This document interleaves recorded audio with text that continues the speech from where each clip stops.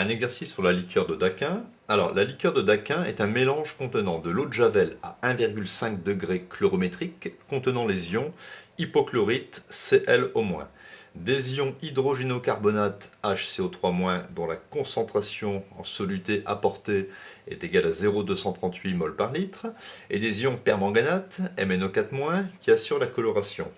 Alors, on donne ici les couples HClO, Cl-, pKa 7,5, pour le couple HCO3-, CO3-, pKa2 10,3 et le pH de la solution de Daquin 9,4.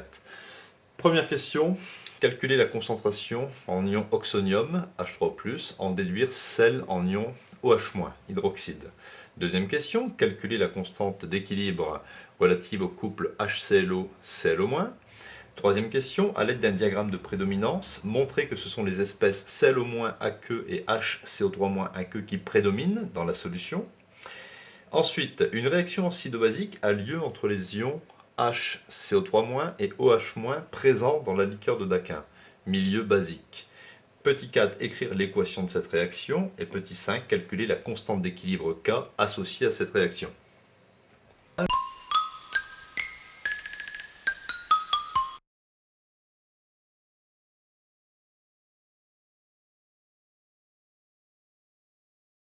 Concentration en OH-, c'est 10 puissance moins 14 sur concentration en H3O+.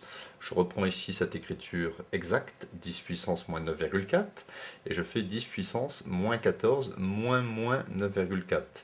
Donc 10 puissance moins 14 plus 9,4, ce qui me fait 10 puissance moins 4,6.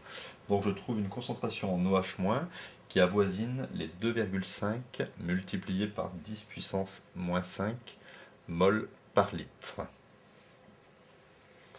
Deuxième question, il faut calculer la constante d'équilibre associée au couple acide hypochloreux, et ici, ça c'est l'ion hypochlorite. Alors moi je sais que le pKa du couple acide hypochloreux ion hypochlorite c'est 7,5, et donc le Ka1 est égal à 10 puissance moins pKa1, c'est-à-dire Ka1 est égal à 10 puissance moins 7,5. Ce qui nous donne sensiblement une constante d'acidité d'à peu près égale à 3,2 fois 10 puissance moins 8.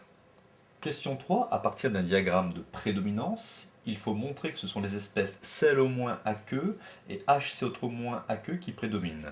Donc ici j'ai mis un axe graduel de pH. J'ai indiqué ici la valeur du pKa1 7,5 et la valeur du pKa2 10,3. Donc on sait ici que pour des pH inférieurs à 7,5, c'est l'espèce ici HClO qui prédomine devant sa base conjuguée Cl-, qui est plus représentative pour des pH supérieurs à 7,5, et que pour pH égale 7,5, la concentration en HClO est égale à Cl-. Idem, ici pour des pH qui sont inférieurs à 10,3, c'est HCO3- qui prédomine devant sa forme basique conjuguée CO3-, et pour un pH qui est égal à pKa2 10,3, ici, la concentration en acide est égale à la concentration en base conjuguée. Or, nous, ici, nous savons que le pH de la solution de Daquin, c'est 9,4, donc c'est-à-dire ici. Donc, on est bien ici, dans la zone de prédominance de Cl- et de HCO3-. Donc, on répond bien à la question. Il fallait montrer que ce sont les espèces Cl- aqueux et HCO3- aqueux qui prédominent. Alors, ça ne veut pas dire qu'il n'y a pas de HClO ni de CO3-, mais ce sont des espèces dont la concentration chacune est bien supérieure ici à son acide conjugué et celle-ci à sa base conjuguée. Question 4. On nous dit qu'une réaction acido-basique peut avoir lieu entre HCO3- et les ions OH- présents dans la liqueur de Daquin de pH basique. Donc ici j'ai écrit les couples acide-base présents, donc HCO3-, CO3-, de pKa2 10,3, et le couple de l'eau H2O-OH-, pKe égale 10 puissance moins 14. Et je vais envisager ici cette réaction. Ici, j'obtiens la réaction acido-basique HCO3- aqueux plus OH- aqueux donne l'ion CO3, ici 2-, l'ion carbonate, plus H2O liquide. Ainsi, j'obtiens la réaction acido-basique, l'ion HCO3- aqueux qui réagit avec l'ion hydroxyde OH- aqueux, pour former l'ion ici CO3 2- aqueux plus H2O liquide. Question 5, il faut calculer la constante associée à cet équilibre. Donc la constante d'équilibre, fixe à une température donnée, est égale concentration en CO3 2- aqueux à l'équilibre. Donc je n'écris pas ici à l'équilibre, hein, mais c'est sous-entendu. H2O, je ne le mets pas. Divisé par concentration en HCO3- aqueux à l'équilibre, multiplié par concentration en OH- aqueux à l'équilibre. Par ailleurs, on sait que la constante d'acidité Ka2, hein, qui correspond au couple HCO3- CO3 2-, c'est exactement la base fois H3O+ divisé par son acide conjugué. Donc CO3 2- fois H3O+ sur HCO3-. Hein, ça, il faut savoir le ressortir par cœur. Hein, puisque ici, la constante de cet équilibre va s'exprimer en fonction des constantes de ces deux équilibres. Donc je suis bien obligé d'exprimer la constante de ces équilibres.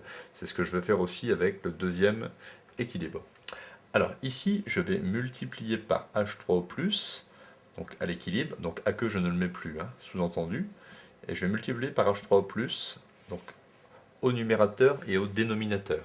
Je retrouve ici OH- fois H3O+, le produit ionique de l'eau, Ke, et je retrouve ici CO3 2- fois H3O+ sur HCO3-, exactement Ka2. Donc la constante associée à cet équilibre, c'est Ka2 sur Ke.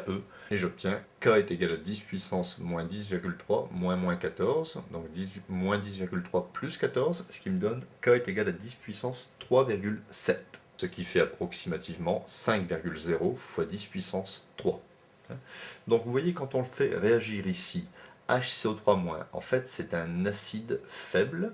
Quand on le fait réagir avec une base forte OH-, eh bien on forme ici la base conjuguée de cet acide faible, plus ici formation d'eau, hein, puisque ici la base forte a récupéré un H+ de l'acide, et H+ plus OH- me donne H2O.